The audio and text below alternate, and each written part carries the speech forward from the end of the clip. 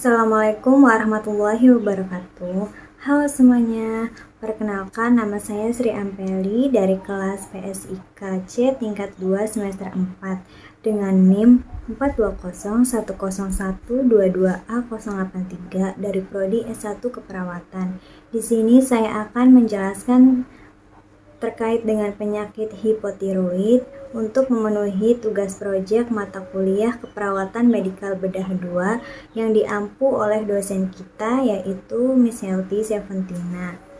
Di sini saya akan menjelaskan terkait dengan latar belakang dari penyakit hipotiroid, kemudian pengertian, tanda dan gejala, pencegahan, dan kesimpulan dari penyakit hipotiroid tersebut. Nah, jadi yang pertama adalah latar belakang. Menurut Corwin 2009, yang disebut hipotiroidisme adalah suatu penyakit yang terjadi akibat penurunan kadar hormon tiroid yang bersirkulasi. Hipotiroidisme adalah suatu kelainan yang relatif sering ditemukan dengan ditandai oleh ketidakcukupan produksi hormon tiroid. Kekurangan produksi hormon tiroid paling sering disebabkan oleh kegagalan tiroid primer, tetapi juga dapat disebabkan oleh penurunan sekresi TSH karena infusiensi hipofisis atau hipotiroidisme sekunder atau juga kegagalan hipotalamus. Kemudian yang kedua, apa sih yang dinamakan hipotiroid?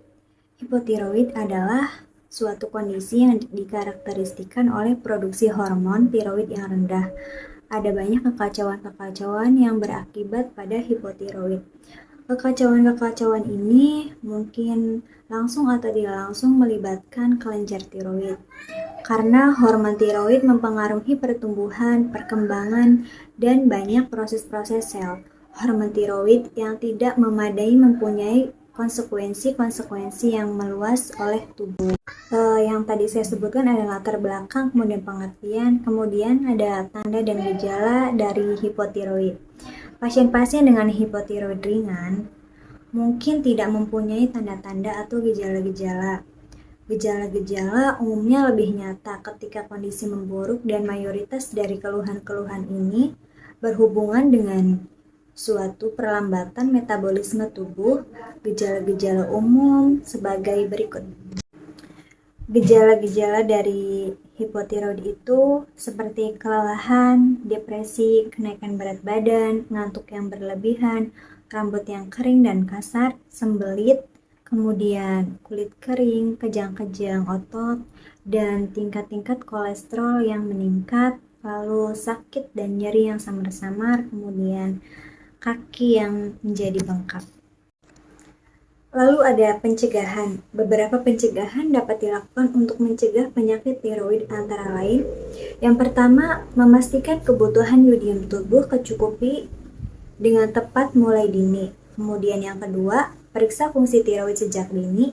Jika pernah melakukan terapi radiodium, pembedahan atau prepared anti-tiroid.